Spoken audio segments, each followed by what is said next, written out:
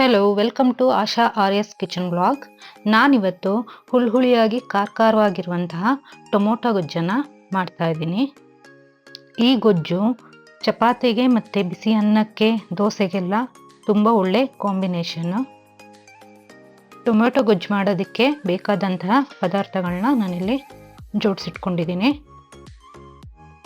Tomato 6, ಕರಿಬೇವು ಸ್ವಲ್ಪ, 5 ಹಸಿರುಮೆಣಸಿನ್ಕಾಯಿ, ಕೊತ್ತಂಬರಿ ಸೊಪ್ಪು ಸ್ವಲ್ಪ, ಈರುಳ್ಳಿ 2, ಅಚ್ಕಾರದ ಪುಡಿ 1.5 ಟೇಬಲ್ ಸ್ಪೂನ್, ಧನಿಯಾ ಪುಡಿ 1.5 table spoon, garam masala 1 spoon, ಅರಿಶಿನ ಅರ್ಧ ಸ್ಪೂನ್, ಎಣ್ಣೆ 2 ಟೇಬಲ್ ಸ್ಪೂನ್, ಸಾಸಿವೆ ಮತ್ತು ಜೀರಿಗೆ 1 ಸ್ಪೂನ್, ಬೆಳ್ಳುಳ್ಳಿ 10ರಿಂದ 15 ಎಸ್ಲು, ಉಪ್ಪು ರುಚಿಗೆ ತಕ್ಕಷ್ಟು. ಮೊದಲಿಗೆ ಒಂದು ಪ್ಯಾನ್ ಬಿಸಿ ಮಾಡಿಕೊಂಡು ಅದಕ್ಕೆ 2 ಟೇಬಲ್ ಸ್ಪೂನ್ ಆಯಿಲ್ ಹಾಕೋತಾ ಇದ್ದೀನಿ. ಆಯಿಲು ಬಿಸಿ ಆದಮೇಲೆ ಸಾಸಿವೆ ಮತ್ತು ಜೀರಿಗೆನ ಹಾಕೋತಾ ಇದ್ದೀನಿ. ಸಾಸಿವೆ ಮತ್ತು ಜೀರಿಗೆ ಚಟಪಟ ಅಂದಮೇಲೆ ಉದ್ದುದ್ದಕ್ಕೆ ಕಟ್ ಮಾಡ್ಕೊಂಡಿರೋ ಹಸಿರುಮೆಣಸಿನ್ಕಾಯಿನ ಹಾಕ್ಕೊಂಡಿದ್ದೀನಿ. ಮತ್ತು ಜಜ್ಜಿ ಇಟ್ಕೊಂಡಿರೋ ಬೆಳ್ಳುಳ್ಳಿನ ಹಾಕ್ಕೊತಿದ್ದೀನಿ. ಮತ್ತು ಕರಿಬೇವು ಸ್ವಲ್ಪ, 2 ದೊಡ್ಡ ಗಾತ್ರದ ಈರುಳ್ಳಿನ ಸ್ಲೈಸ್ ಮಾಡಿ ಇಟ್ಕೊಂಡಿದ್ದೀನಿ. ಮೀಡಿಯಮ್ ಸೈಜ್ದಾದರೆ 3 ಈರುಳ್ಳಿನ ಹಾಕ್ಕೋಬೇಕು.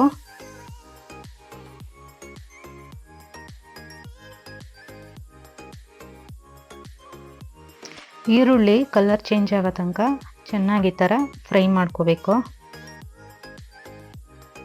ಇದು ತುಂಬ ಟೇಸ್ಟಿಯಾಗಿ ಇರುತ್ತೆ ಮತ್ತು ಖಾರವಾಗಿ ಹುಳಿಯಾಗಿ ಬರುತ್ತೆ. ನಾನು ಇದಕ್ಕೆ ಹುಳಿ ಟೊಮೆಟೊನ ತೊಗೊಂಡಿದ್ದೀನಿ.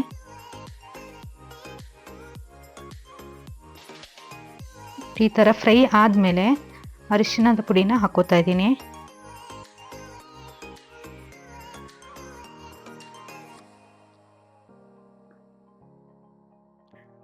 ಈ ಥರ ಫ್ರೈ ಆದಮೇಲೆ ನಾನು ಇದಕ್ಕೆ ಸಣ್ಣದಾಗಿ ಕಟ್ ಮಾಡ್ಕೊಂಡಿರೋಂಥ ಟೊಮೆಟೊನ ಹಾಕೋತಾ ಇದ್ದೀನಿ. ನಾನಿಲ್ಲಿ 6 ಟೊಮೆಟೊ ತೊಗೊಂಡಿದ್ದೀನಿ.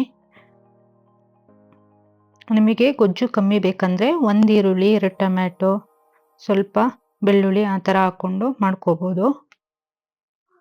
ನಾನು ಇಲ್ಲಿ ಜಾಸ್ತಿ ಕ್ವಾಂಟಿಟಿ ಮಾಡ್ತಿರೋದ್ರಿಂದ ಜಾಸ್ತಿ ಟೊಮೆಟೊ ಮತ್ತು ಈರುಳ್ಳಿನ ಯೂಸ್ ಮಾಡ್ತಾ ಇದ್ದೀನಿ. ರುಚಿಗೆ ತಕ್ಕಷ್ಟು ಉಪ್ಪು ಹಾಕೋಬೇಕು. ಉಪ್ಪು ಹಾಕ್ಕೊಂಡು ಈ ಥರ ಮಿಕ್ಸ್ ಮಾಡಿಕೊಂಡು ಲಿಡ್ನ ಕ್ಲೋಸ್ ಮಾಡಿ 5 ನಿಮಿಷ ಬೇಯೋದಕ್ಕೆ ಬಿಡಬೇಕು.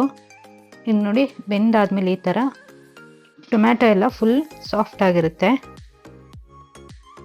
ಇದಕ್ಕಿವಾಗ ಗರಂ ಮಸಾಲ 1 ಸ್ಪೂನ್ ಅಥವಾ ಅರ್ಧ ಸ್ಪೂನು ಹಾಕೋಬೋದು. ಬೇಡ ಅಂತ ಸ್ಕಿಪ್ ಮಾಡ್ಬೋದು. ಅಚ್ಕಾರದ ಪುಡಿ 1.5 ಸ್ಪೂನು ಮತ್ತು ಧನಿಯಾ ಪುಡಿ 1.5 ಸ್ಪೂನು, 2 ಸಮ ಪ್ರಮಾಣದಲ್ಲಿ ಹಾಕ್ಕೊಂಡಿದ್ದೀನಿ. ಖಾರದ ಪುಡಿನ ನಿಮಗೆ ಖಾರ ಎಷ್ಟು ಬೇಕೋ ಅಷ್ಟು ನೋಡಿ ಹಾಕ್ಕೊಳ್ಳಿ. ಏಕೆಂದರೆ ಹಸಿರುಮೆಣಸಿನ್ಕಾಯಿ ಹಾಕಿರೋದ್ರಿಂದ ಜಾಸ್ತಿ ಖಾರದ ಪುಡಿ ಹಾಕ್ಕೊಂಡ್ರೆ ತುಂಬ ಖಾರ ಆಗುತ್ತೆ. ಆದ್ದರಿಂದ ಖಾರದ ಪುಡಿನ ನೋಡಿ ಹಾಕ್ಕೋಬೇಕು. ಮತ್ತು ಖಾರದ ಪುಡಿ ಪ್ರಮಾಣದಲ್ಲೇ ಧನಿಯಾ ಪುಡಿನೂ ಹಾಕ್ಕೋಬೇಕು. ಈಗ 1 ಸ್ಪೂನ್ ಖಾರದ ಪುಡಿ ಹಾಕಿದರೆ 1 ಸ್ಪೂನ್ ಧನಿಯಾ ಪುಡಿನ ಹಾಕ್ಕೋಬೇಕು.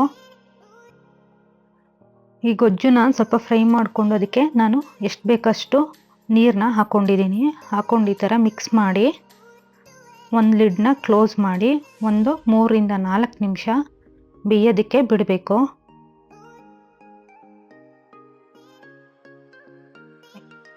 ನೋಡಿ, ಇವಾಗ ಈ ಥರ ಫುಲ್ಲು ಬೆಂದಿದೆ. ಈಗ ನಾನು ಇದಕ್ಕೆ ಚಿಕ್ಕದಾಗಿ ಕಟ್ ಮಾಡಿಟ್ಕೊಂಡಿರುವಂತಹ ಕೊತ್ತಂಬರಿ ಸೊಪ್ಪನ್ನು ಹಾಕೋತಾ ಇದ್ದೀನಿ. ಈ ಥರ ಕೊತ್ತಂಬರಿ ಸೊಪ್ಪು ಹಾಕ್ಕೊಳ್ಳೋದ್ರಿಂದ ಗೊಜ್ಜು ತುಂಬ ಟೇಸ್ಟಿಯಾಗಿ ಇರುತ್ತೆ. ಇದನ್ನು ಬಿಸಿ ಅನ್ನಕ್ಕೆ ತಿಂದರೆ ತುಂಬ ಚೆನ್ನಾಗಿರುತ್ತೆ. ನೀವು ಒಂದ್ಸರಿ ಮನೆಯಲ್ಲಿ ಟ್ರೈ ಮಾಡಿ ಹೇಗಿದೆ ಅಂತ ಕಮೆಂಟ್ ಮಾಡಿ. ನನ್ನ ಚಾನಲ್ನ ಸಬ್ಸ್ಕ್ರೈಬ್ ಮಾಡೋದನ್ನ ಮರಿಬೇಡಿ. Thank you.